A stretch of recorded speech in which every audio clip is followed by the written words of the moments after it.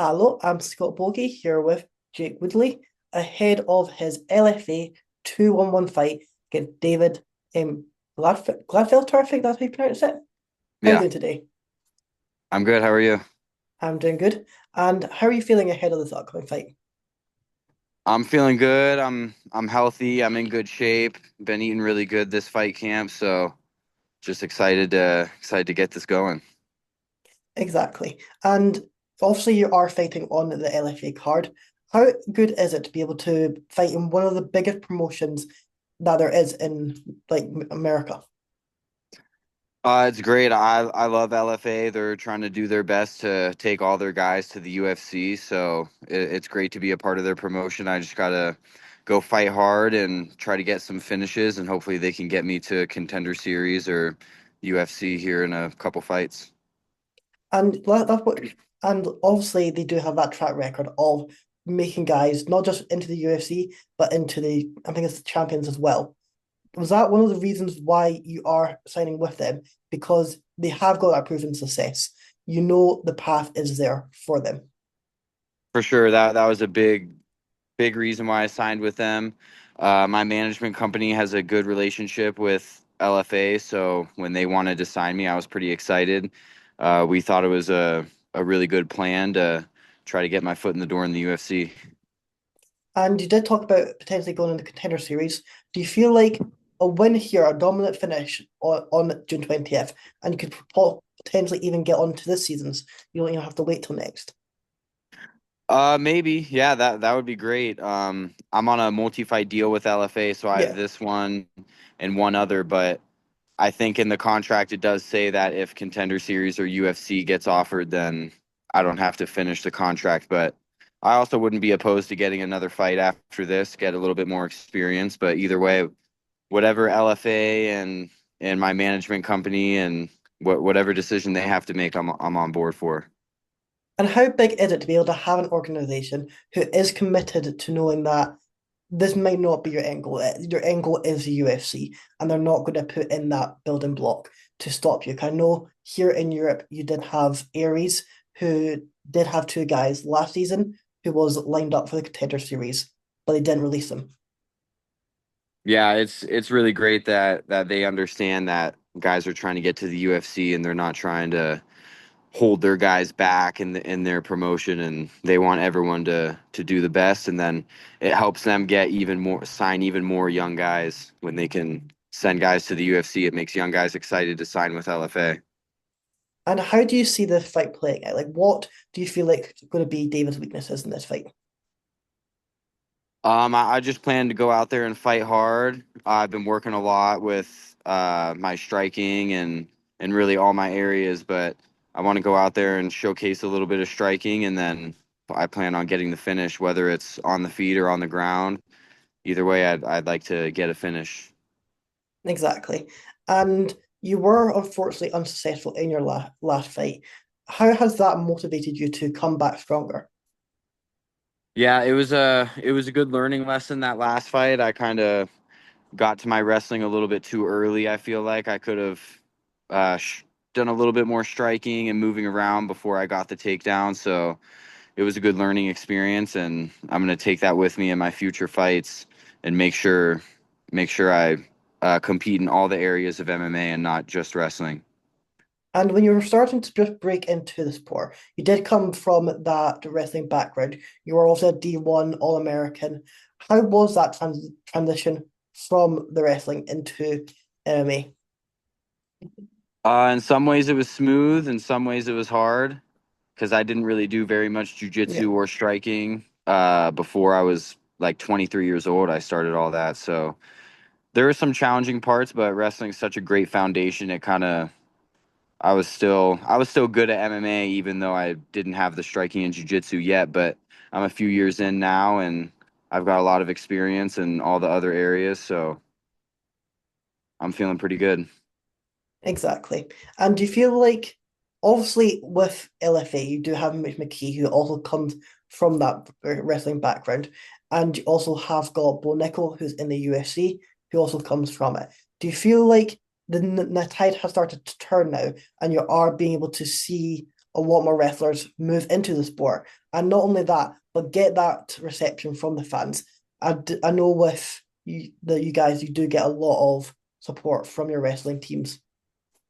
Yeah, I think the high level wrestlers in MMA like Khabib and Hamzat and Bo Nickel and even guys in the past like Rashad Evans and DC. Gray Maynard and all these Frankie Edgar.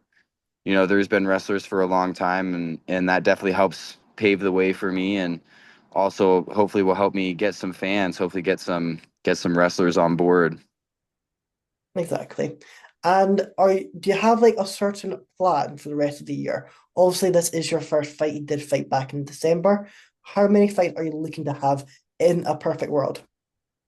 Um, Hope in a perfect world I get a finish in this fight, and then hopefully I could fight again in like I don't know September October ish, and then that would maybe be it for the year. Maybe a late fight in December, but whatever my management and LFA think is best, I'm good at doing what I'm told. So whatever they think is best, I'll do.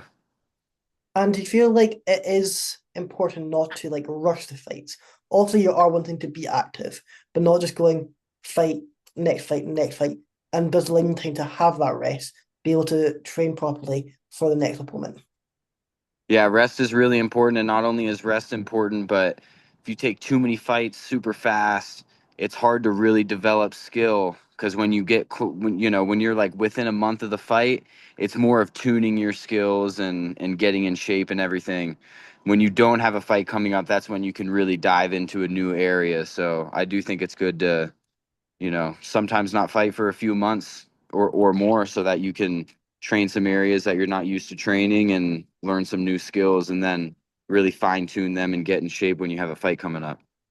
And is that potentially why we have waited that bit of time since we last saw you back in the cage? You were just back in the lab developing your skills. Yeah, exactly. I've just been training this whole time. I also I switched my fight camp. Been training at Jackson and Wink for this fight camp. I was in California in the Yeah. past. And I mean, there were great gyms in California, and I'm grateful for my training out there. But it was expensive out there, and I was bouncing around gyms. It's just a little simpler. Move to Albuquerque, it's way cheaper. I just train at one gym, one stop shop, and it's a little simpler for me. So definitely been training really hard this fight camp, and I feel like I'm ready to go. And what do you feel like the main difference between the gyms are? Obviously, you did say it is a lot cheaper to be living there. Is there much difference between the actual gyms itself, apart from the place? Um, yeah, there's some differences. I'd say that there's like a higher number of guys out here at Jackson and Wink than some of the other gyms I was at, but I mean, anywhere you train's good. California has great training. I had great partners and coaches out there. It was just, I was just at, I was just doing too much out there. It's a little simpler here, but the one thing is that they do have really good numbers here at Jackson Wink, and they got great coaches too. Obviously, Greg Jackson and Mike Winklejohn, and there's a bunch of other good coaches here. So it's not that the gyms in California were worse or anything. This is just better suits me. Exactly. And how good is it to be able to have that dispense of training partners? Like you said, there's a lot more guys at this gym. Do you find it hard that you have to try and bring in guys, or do you feel like you have got that range of different opponents in your gym?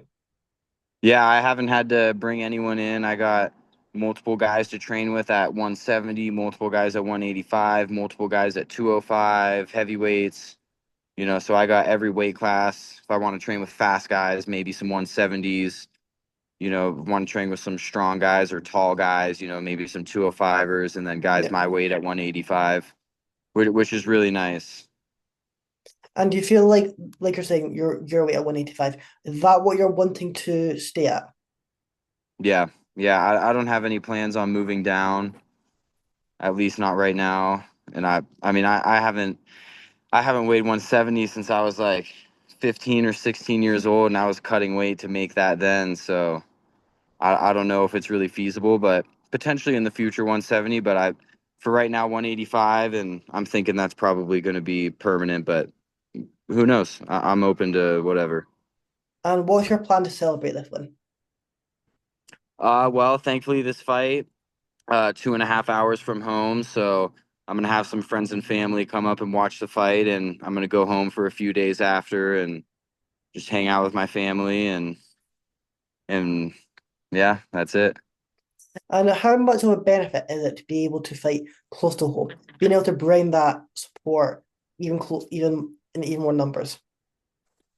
It's really important. It helps me with ticket sales and it helps me with, people in the crowd being on my side. That's always nice. And I'm flying into Pittsburgh. I'm gonna stay at my house for a night and then drive up there. So it's nice to be able to sleep in a nice bed and hang out with family before and after the fight.